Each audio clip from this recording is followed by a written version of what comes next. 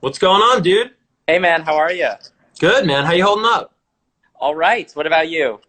I can't complain, man. Yeah. Staying busy and luckily, I can work from home as I'm sure you can too in terms of creating music and Yeah. This you is this know, is generally where we do it, so it's not that much of a change work wise. yeah. It was it's been I guess what like 5 or 6 weeks now we've been doing this quarantine thing. Have you guys been busy making music or anything like that? I'm sure it's a question you're getting everywhere. Yeah, very much so. We didn't really plan on it because we were supposed to be touring now. We had Lollapalooza scheduled, and then we had a bunch of college gigs and festivals and stuff. And we didn't have any plan on writing music now. Possibly at the end of the year we were going to, but obviously now that got moved up to now, given the circumstance. And we've actually been getting some pretty cool songs out of it. We've written, I think, maybe like 9 or 10 songs so far, which is a lot for us. We usually, like, a lot of artists will do like a song a day, and we'll generally do like a song a week or so. Okay. Um, so we've gotten a lot done, and it's actually been working out. So we never thought we'd be able to kind of sit down and say, let's write music today, because that's never how we've done it before. But it's been working.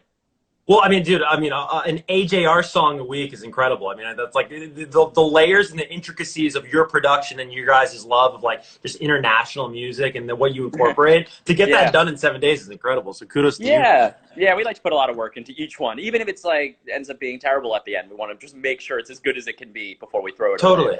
or commit. I think the amazing thing about the music that you and your brothers make is that it's almost like a painting. If you look at it from afar, you can understand it and you can appreciate it as like just this like generally nice painting. But then when you get closer, you see the intricacies and you peel back the layers, and it's like it's hard to do. That's why I'm trying to commend you here. Is Oh, like that's so funny! Wow. making really great, mainstream music if you want to call it that, but also being like really dense musically, which is great. Oh, wow, that is a really nice compliment. Thank you. Totally, man. All right, so I don't want to take too much of your time. Let's kick it to the fan questions. This whole thing, Fandemic, we do here on radio.com, Yeah. it's all powered by the fans, and they sent in a bunch of great ones. I've not read them, so hopefully these are all appropriate. Okay. Let's go Perfect. out to San Diego. This question comes from Alt947 out there, and Cody, who wants to know, what was the inspiration behind the Bang music video? Oh, okay. Yeah, we wanted to do something very simple and like right to the point. Given the vibe of the song, it's very kind of like very matter of fact and a little bit mysterious and evil. So we didn't want to go too overboard. And we decided to go with sort of like a Wes Anderson feel. We thought that would have been kind of a cool, classy, aesthetic to do. So we just came up with this craps idea, basically, where the camera would kind of essentially it would be shot in one shot where the camera would keep pushing in and out, and our environment would be changing around us. I don't know. It's just honestly, I feel like these days a lot of music videos aren't as much, plot focused. They're more just like aesthetic focused. Billie Eilish is like a perfect example. And we kind of love that, it kind of gives you a greater appreciation for the song. So Right. that's pretty much why. Speaking of that aesthetic, because I totally agree with you with that being, sort of the current state of music videos. Does that aesthetic for the videos, is it important that it's an extension of whatever your guys' vision for the aesthetic is of the album or the era we're currently in with you guys? Yeah, absolutely. Basically Ryan and I both have, a version of synesthesia where we kind of imagine basically colors. We were kind of forced to see colors associated with the sounds of our songs. And generally our thoughts line up perfectly, funny enough, which shouldn't really make sense, but they do. And that's basically kind of the color we see. The Wes Anderson kind of maroon, brown, very kind of muted, solid colors in terms of Bang. So basically the colors that we see, we're going to want to go in that direction. That's awesome. Let's keep in San Diego from Alt947. This comes from Sugar Pine Kib, and they want to know would you guys ever release the alternate version of Bang, the supposedly more evil version of the song? That was the original beat we had that we wrote for Neo Theater, our most recent album, and we never wrote lyrics to it. We just had the beat, and it doesn't really sound a lot like the song that's currently out. There's not really a lot of drums in there. There's just kind of a lot of very slow horns. It more should be used for like a soundtrack to a Disney movie or something like that. Right. I don't think we'll ever release it on our end. Okay. Alt 105 in the Bay Area in California. This comes from Casket Stand, and they say, "Hey guys, where do y'all find all these weird samples to put in your songs?" And Bang, there's a man saying metronome, and I noticed that the behind-the-scenes production vid for The Click had other really cool samples as well. That comes from Adrian, actually in Virginia. Yeah, we love sampling. We think it's just so cool, and we like choosing really weird ones, you know, as opposed to the obvious, you know, shout, you know, or like an old, you know, 50 song. And obviously Kanye West has done it, you know, perfectly within his music. He's kind of a master of it, so we decided to emulate that.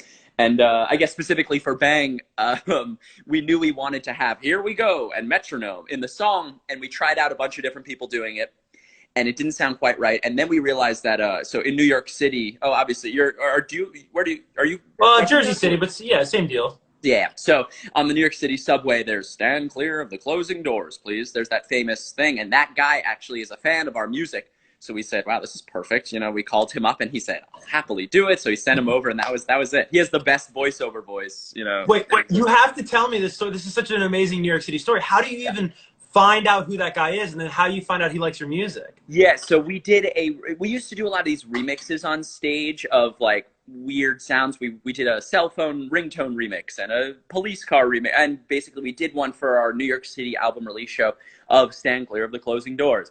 And he saw it on YouTube, I think, and he said, "This is amazing, thanks so much." And then he listened to our music and he liked it, so we kept in touch, and so that's how we know. That's incredible. That's amazing.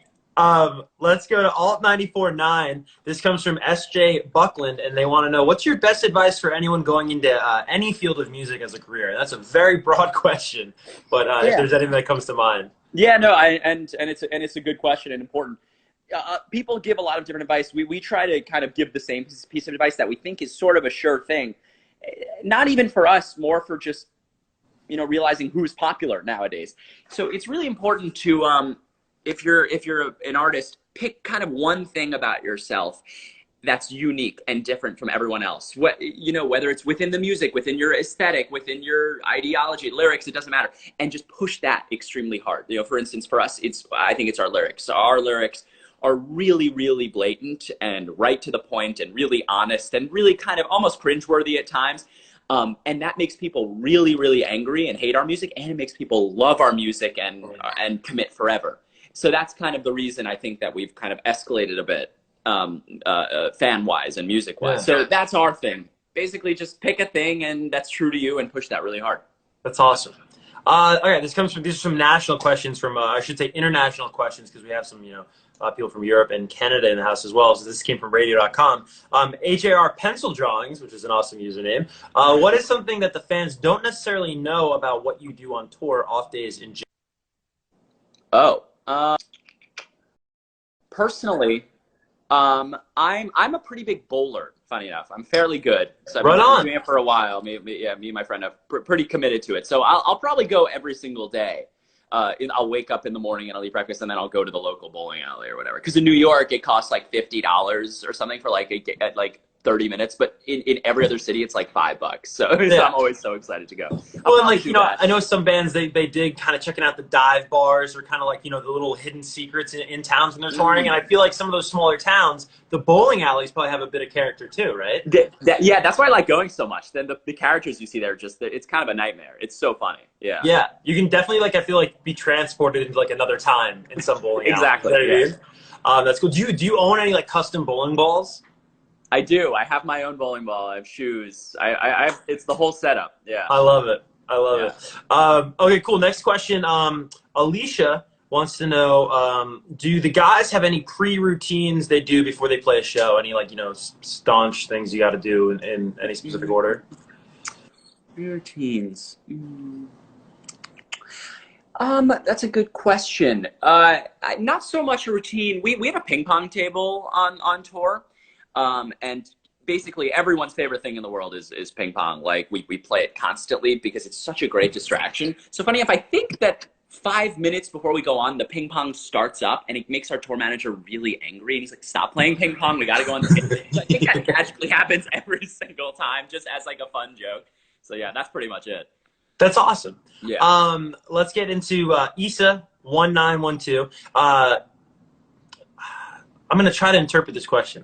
Sure. Do you guys speak Spanish or any other languages? I'm interested in what the other. Oh, I see. Okay, well, it wasn't completely.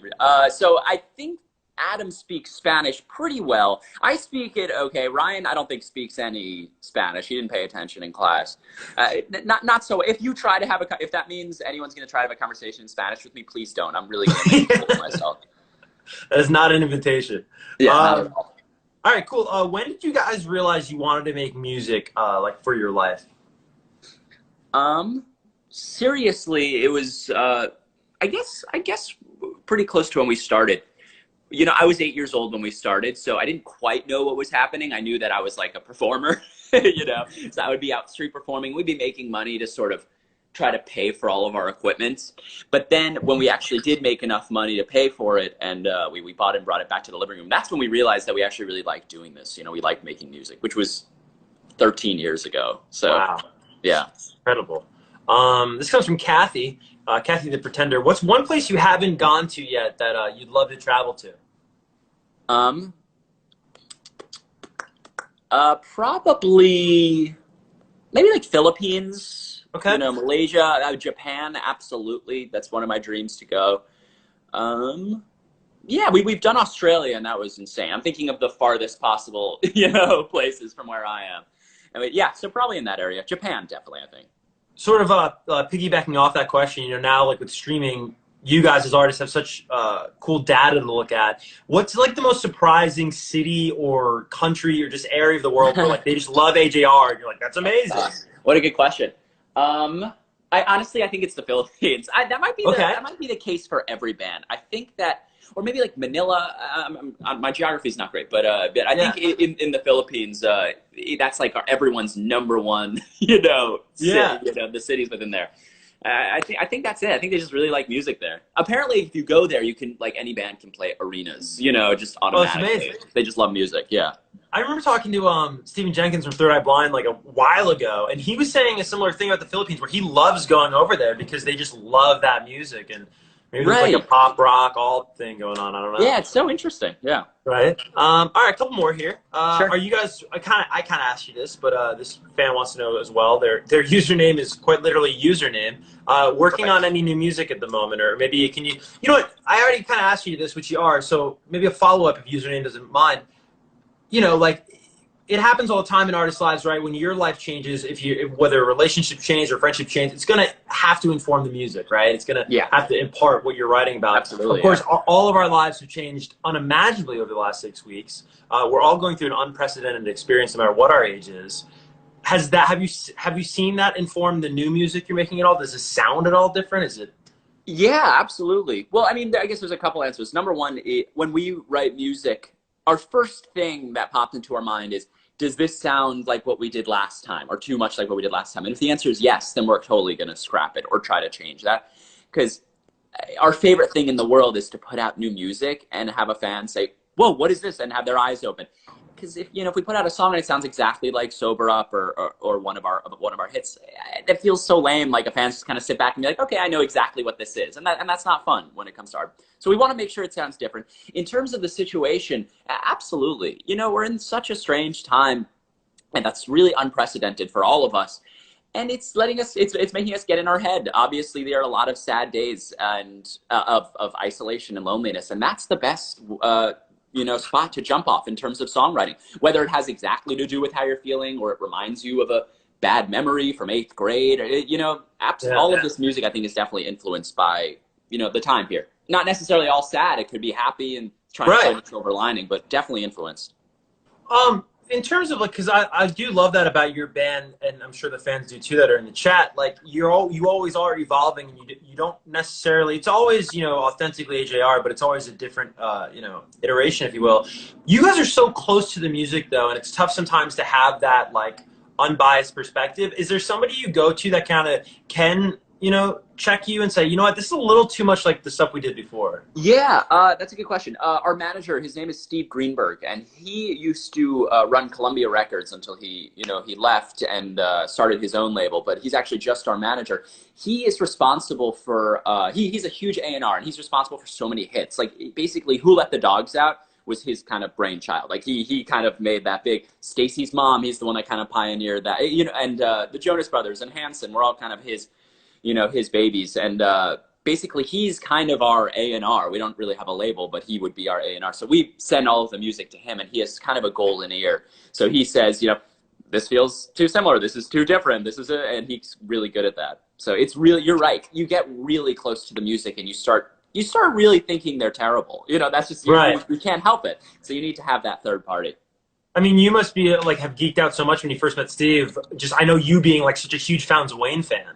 Yeah, he produced, or he, A&R that whole album, which is pretty great, Right. It's like Welcome Interstate Managers, which is my number one favorite album. Yeah. Amazing, man. All right, a couple more and then we'll let you go. Let's see. Who do you guys miss hugs from the most being stuck in quarantine? That's a really original question. Is there anybody that jumps out? To be honest, I am quarantining with my dog here. And there you go. She gives the best hugs, so I already have them. Let's get to one more. What has been your favorite moment between brothers ever, or if you can't pick, just say one that comes to mind. Favorite moment? I guess it has to be on the road. For one of those big triumphant moments. I'm trying to think of the good ones. Probably backstage at Red Rocks in Denver. We sold out Red Rocks, and it was 9,000 people. And I think we were backstage, just all looking at each other. And I think our entire 15 years kind of flashed before our eyes of street performing, and then 2 people at the venue. We just kind of saw the whole timeline, and then we looked out, and it was 9,000. I think we all just had a moment. We just smiled and said, "Wow, this is it."